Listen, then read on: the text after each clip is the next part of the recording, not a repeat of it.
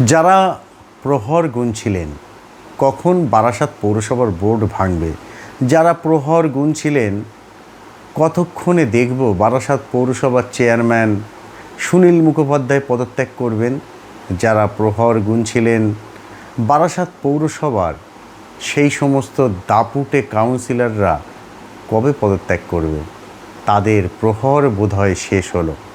সূত্রের খবর, সোমবার বারাসাত পৌরসভার chairman Sunil Mukhopadhyay, vice chairman Tapas Dasgupta সহ এই সুনীল বলয়ের 6 জন পদত্যাগ করেছেন। সুনীল তাপস বাদ দিয়ে 4 জন। এবং বারাসত বিধানসভার তৃণমূলের প্রার্থী সব্যসাচী দত্ত তো ইতিমধ্যেই গ্রেপ্তার হয়েছেন, তার মিসেস এখনও পলাতক, পুলিশ খুঁজছে, নোটিশ ধরিয়েছে। বান্ধবী টিনা নদিয়া থেকে গ্রেপ্তার হয়েছে, উদ্ধার হয়েছে তার বাড়ি থেকে সোনা। বারাসাতে এরকম সব্যসাচী ঘনিষ্ঠদের সাথে সোনার যোগ নেই তো, এমন আশঙ্কা করছেন অনেকেই। কখন আসবে তদন্তকারীরা? তাদের জন্য বলে রাখি, বারাসাত পৌরসভার সব্যসাচী ঘনিষ্ঠ যে সমস্ত কাউন্সিলর ছিলেন তারা কিন্তু তদন্তকারীদের স্ক্যানারে আছেন। এবং সব্যসাচী দত্তের মামলার, তোলাবাজি মামলার তদন্ত ইডি নিয়েছে। বেশ কয়েকদিনের মধ্যে, বা বলা ভালো বেশ কয়েক ঘন্টার মধ্যে ইডি এফআইআর করতে পারে। এই তদন্ত আরও অনেক কঠিন হতে পারে কেন্দ্রীয় সরকারের সবুজ সংকেত মিললে। আর এরই মধ্যে বারাসাত পৌরসভার বোর্ড ভাঙল। বারাসাত পৌরসভার চেয়ারম্যান, ভাইস চেয়ারম্যান সহ 4 কাউন্সিলর মিলিয়ে 6 জন পদত্যাগ করলেন। সোমবার সকালে বারাসাত পৌরসভার 3 নম্বর ওয়ার্ডের তৃণমূলের এক কাউন্সিলরের বাড়িতে বেশ কয়েকজন কাউন্সিলর হাজির হন। সেখানে ডাকা হয় আরও বেশ কয়েকজন কাউন্সিলরদের। সূত্রের দাবি, হাজির হন 10-12 জন কাউন্সিলর। তাদের হাতে ধরিয়ে দেওয়া হয় এক পাতার পদত্যাগের আবেদনপত্র, ইংরেজিতে লেখা, দিয়ে বলা হয় ফাঁকা জায়গাগুলি পূরণ করো। সেখানে লিখতে হবে 3টে জিনিস। একটা হচ্ছে নিজের নাম, ওয়ার্ডের নাম্বার, আর সবশেষে নিজের স্বাক্ষর এবং দিন তারিখ। আর এই আবেদনপত্র পদত্যাগের তারা সকলেই নিয়েছেন যারা হাজির হয়েছিলেন। তবে জমা কিন্তু সবাই দেননি। তারা বলছেন ব্যস্ততা দেখিয়ে ঠিক আছে নিয়ে যাচ্ছি, যথাসময়ে জমা দিয়ে দেব। নির্ধারিত সময় পেরিয়ে যায়, অনেকে যাননি জমা দিতে। যখন বিকেল গড়িয়ে সন্ধ্যা হয়, যারা পদত্যাগ করেছেন তাদের সাথে যোগাযোগ করা হয় সংবাদ মাধ্যমের সদস্যদের তরফ থেকে। অধিকাংশই বলেছেন এখন আমরা কিছু বলবো না, যা বলার সুনীল মুখোপাধ্যায় মঙ্গলবার বলবেন। আর পদত্যাগের বিষয়টি অনেকে স্বীকার করেছেন, অনেকে স্বীকার করেননি। কেন এত লুকোছাপা, সে ব্যাখ্যা অবশ্য কেউ দেননি। কিন্তু পদত্যাগের ব্যাখ্যা হিসেবে যারা মুখ খুলেছেন তাদের বক্তব্য, যা পরিস্থিতি তাতে করে বেরোনো যাচ্ছিল না, সাধারণ জীবনযাপনও করতে পারছিলেন না তারা। নাগরিকরা বলছেন পরিষেবা দাও, এদিকে পরিষেবা দেওয়ার মতো পরিবেশ পরিস্থিতি নেই। এমনকি নির্বাচনের আগে যে সমস্ত ওয়ার্ডে কাজকর্ম শুরু হয়েছিল, রাস্তা সংস্কার, নর্দমা সংস্কার, সে কাজগুলো এখনও অর্ধসমাপ্ত হয়ে পড়ে আছে। আর ইতিমধ্যেই 3 জন কাউন্সিলরের বিরুদ্ধে অভিযোগ হয়। গ্রেপ্তার হয়েছেন একজন, অরুণ ভৌমিক। পলাতক আছেন চম্পক দাস এবং প্রদীপ ঘরামি। পুলিশের দাবি তাদের এখনও খোঁজ মেলেনি। অন্যদিকে বেশ কয়েকজনের বিরুদ্ধে অভিযোগের জন্য বেশ প্রস্তুতি পর্বও শুরু হয়েছে। এরই মধ্যে দিন কয়েক আগে বারাসাত পৌরসভার এই আগের প্রাক্তন চেয়ারম্যান অশ্বিনী মুখোপাধ্যায়, যিনি 2022 সালে নির্বাচনের পর চেয়ারম্যান হয়েছিলেন, আর 6 মাস আগে অর্থাৎ বিধানসভা নির্বাচনের আগে এই অশ্বনী মুখোপাধ্যায়কে সরিয়ে সুনীল মুখোপাধ্যায়কে চেয়ারম্যান করা হয়। তারপর সুনীল বলয়ের কাউন্সিলররা বেশ লম্পজম্প শুরু করেন। তাদের মধ্যে বেশ কয়েকজন আবার বেশ এই বারাসতের যিনি তৃণমূলের প্রার্থী হয়েছিলেন এবং এখন পুলিশের কাছে আছেন গ্রেপ্তার হয়ে, সেই সব্যসাচী দত্ত, যাকে আবার ইডি নিজেদের তদন্তে নেবে এবং এফআইআর শুরু করবে বলে প্রস্তুতি নিচ্ছে, সেই সব্যসাচী ঘনিষ্ঠ ছিলেন।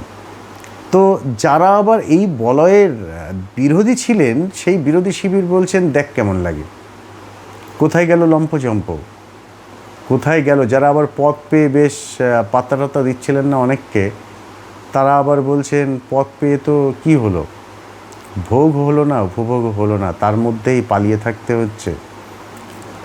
এবং এই নিয়ে তো নানা ক্ষোভ বিক্ষোভ তো সব দলেই থাকে, ঠিক সেরকম হচ্ছে। কিন্তু এই পর্বটা, তৃণমূলের এই পতন পর্বের পরে যে কিছু তৃণমূলের মধ্যে আবার দেখ কেমন লাগে, বেশ দিলখুশ বিষয়টাও আছে। সব মিলিয়ে বারাসতের নাগরিকদের একাংশ, তারাও কিন্তু এই কাউন্সিলরদের একাংশের দাপট তারা সহ্য করতে পারছিলেন না। বছরের পর বছর, মাসের পর মাস, নানা রকম দাপট, তোলাবাজি থেকে শুরু করে চোখ রাঙানি, শাসানি, ধমকানি, চমকানি, মারধর, সব ধরনের অভিযোগ ছিল। যারা এতদিন ধরে দাপাদাপি করছিলেন তাদের আর এখন টিক্কি খুঁজে পাওয়া যাচ্ছে না।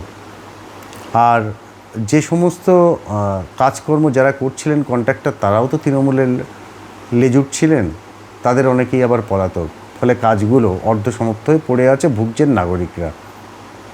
এই যে বোর্ড ভাঙলো, এরপর কি হবে? বর্ষা আসছে, এমনিতেই বারাসতের আবর্জনা যন্ত্রণা দীর্ঘদিনের, নিকাশি যন্ত্রণাও দীর্ঘদিনের।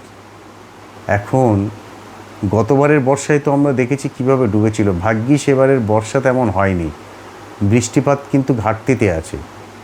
এখন বর্ষা তো ঢুকেছে রাজ্যে, এই যদি কয়েকদিন টানা বৃষ্টি হয় তাহলে বারাসতের কী হবে, সেই চিন্তায় আবার ঘুম উড়েছে অনেকের। পারবে তো প্রশাসনের লোকেরা এই সমস্ত কাজকর্মগুলো করতে? বিজেপি কর্মীরা অবশ্য ইতিমধ্যেই জনপ্রতিনিধি, বিশেষ করে যারা কাউন্সিলর, তাদের বাড়িতে গিয়ে বলছেন যা করবেন আমাদের জানিয়েই করবেন। এখন কাউন্সিলররা বলছেন তা হয় কি করে, আমরা তো নির্বাচিত, তোমরা কে হে ভাই, তোমাদের তো নাম ঠিকানা গোত্র বলতে কপালে গেরুয়া টিক্কা আর গলায় গেরুয়া একখানা ওই কাপড়, আমরা তো প্রশাসনের লোক, জনপ্রশাসনের লোক, তোমাদের কিভাবে কৈফিয়ত দিয়ে জানিয়ে কাজ করব? থাক, এর থেকে বরং ভালো পদত্যাগ করার। অনেকে আবার সেই জন্য পদত্যাগ করতে চাইছেন। এর মধ্যে বেশ কয়েকজন আবার বলছেন আচ্ছা পদত্যাগ করলে বেতনের কি হবে ভাবুন। সেই জন্য আবার দু একজন পদত্যাগও করতে চাইছেন না। এই পরিস্থিতিতে আবার অনেকে প্রশ্ন করছেন তাহলে ভোটটা কবে হবে? কেউ জানে না। এরই মধ্যে গুঞ্জন আবার যারা তৃণমূলের বর্তমান কাউন্সিলর, তাদের মধ্যে অনেকে আবার বিজেপির সাথে যোগাযোগ করছেন আসন্ন পৌরসভা নির্বাচনে যদি বিজেপির টিকিটে প্রার্থী হয়ে জিতে পৌরসভায়, কেউ ভাবছেন, স্বপ্ন দেখছেন চেয়ারম্যান হবেন, কেউ স্বপ্ন দেখছেন ভাইস চেয়ারম্যান, নিজের পক্ষে সিআইসি তো হতে পারবো। বিজেপির লোকগুলো তো নতুন, কিভাবে পৌরসভার বোর্ড চালাতে হয় তারা তো জানে না, আমরাই সহযোগিতা করব, ভয় পেও না, পাশে আছি, সঙ্গে আছি, সাথে আছি, সাথে নিও। এরকমভাবেই নানা রকম কায়দা কানুন চলছে, মুখের কথায় নয় কিন্তু সাথে আছে, ওই যেমন আর কি আপ্যায়ন করা হয় সেরকম। যাই হোক, হাতে প্রমাণ কম বলে খুলে বলতে পারছি না। এই পরিস্থিতি তো তৈরি হয়েছে। বিজেপির একাংশ, আমরা তো জানি বারাসতে কি হচ্ছে, কি চলছে। দুই পক্ষই আসলে আবার যারা এতদিন ধরে স্বপ্ন দেখছিলেন, দুই শিবিরেরই, বারাসতে দুটো শিবির আছে বিজেপির, এবারের টিকিটটা তারা পাবেন। অনেকে নিজে দাঁড়াবেন ভেবেছিলেন, অনেকে বাড়ির গৃহিণীকে দাঁড় করাবেন ভেবেছিলেন, তাহলে তাদের কি হবে? অনেকে যেভাবে একটু দৌড়ঝাঁপ করছিলেন তাদের আবার একটু দৌড়ঝাঁপ ব্যাক গিয়ারে গেছে। এই পরিস্থিতিতে আবার বর্ষা আসছে, আর বাংলার রাজনৈতিক প্রেক্ষাপট তো ঘোলাটে, কোন দিকে যাবে? সিপিএম কিন্তু তলায় তলায় স্বপ্ন দেখছে, গতবারের থেকে এবারের আসন আমরা বেশ বাড়বে, মানে তারা এবার বিরোধী দল হবেই, কিন্তু বাস্তবে কতটা সম্ভব এ নিয়েও প্রশ্ন করছেন। নতুন করে আবার কোনো খেলা শুরু হবে না তো? বামেদের তরফ থেকে বলছে সেগুড়ে বালি, তৃণমূলের আর গ্রহণযোগ্যতা নেই, আর থাকবেই বা কী করে? নির্বাচনের পরে দেখলেনই তো সবাই কেমন ঘরে ঢুকে গেছে। সত্যিই কি এরা বাক্সিংহ ছিল নাকি কাগজে? সিপিএম তো ময়দানে আগেও ছিল, এখনও আছে। এর মাঝে আবার অনেকে বলছেন যে না, কংগ্রেসকে ঠেলে গুতিয়ে যদি কিছু করা যায়, পৌরসভা নির্বাচন বলে কথা। সংবাদ মাধ্যমের কেউ কেউ এই তৃণমূলের পদত্যাগের কথা শুনে শুরুর দিকে একটু সিপিএমকে হাওয়া দিচ্ছিল, তোমরাই বোর্ড তৈরির প্রস্তাব দাও, দেখো নইলে কেউ যদি আবার বিজেপিতে যোগ দিয়ে বোর্ড তৈরি করতে পারে। তাদের অবশ্য মাথায় তখনও ঢোকেনি খবরটা যে 6 জন সংখ্যাটা, এবং মঙ্গলবার হয়তো আরও বাড়তে পারে। আর সংবাদ মাধ্যমের যারা আবার এই বুদ্ধি দিচ্ছিলেন তারাও জানেন না বামফ্রন্ট আর যাই হোক, এরকম অবস্থা এখনও হয়নি কংগ্রেসের মতো, মানে ওই সাইনবোর্ড হয়নি যে ওই মিডিয়ার লোকেদের থেকে পরামর্শ নিয়ে তাদের চলতে হবে। যদিও বারাসাত পৌরসভায় তৃণমূল 22 সালে যে বোর্ড গঠন হয়েছিল, তার যে বিরোধী দলনেতা ছিল সেটা তৃণমূলেরই তৈরি, দলের ছাড়পত্র ছাড়াই বিরোধী দলনেতা হয়েছিলেন।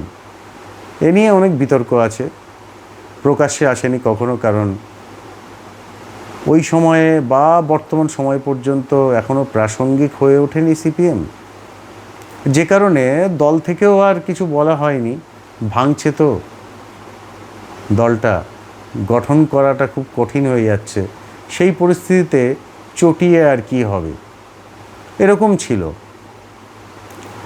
এবং আমরা দেখেছি আয় তবে সহচরী, হাতে হাতে ধরি রাজনীতি, তৃণমূলের সাথে বিরোধী দলনেতা মানে চেয়ারম্যান, ভাইস চেয়ারম্যান এদের সাথে, কাউন্সিলরদের সাথে বেশ পাশে বসে একসঙ্গে বিভিন্ন উৎসব মুখর, ওই আর কি মিষ্টি গণতন্ত্র, তারা পাশাপাশি বসে সবটাই করেছেন, সহযোগিতা করেছেন, গণতান্ত্রিক পরিবেশ আমরা দেখেছি। এই যে পরিস্থিতি এরকম একটা হলো, পরবর্তীতে কি হবে? তৃণমূল কি নতুনভাবে আবার তৈরি হবে? কারা কিভাবে তৃণমূল ফিরবে? বিজেপি কি পারবে বিজেপি সিপিএমকে তৃতীয় পজিশনে রেখে তৃণমূলকে বা অন্য কাউকে বিরোধী আসনে বসিয়ে নিজেরা শাসকে বসতে? কারণ শুধু যদি বিজেপি একা শাসকে বসে এটা ধরুন কনফার্ম, কিন্তু যদি উল্টো দিকে বামেরা অর্থাৎ সিপিএমের নেতৃত্বে যদি বামেরা শক্তিশালী হয়, সামলানোটা অত সহজ হবে না, এমনটা অনেকে বলছেন। আবার অনেকে বলছেন না বামেরা এত তাড়াতাড়ি শক্তিশালী হবে না, সময়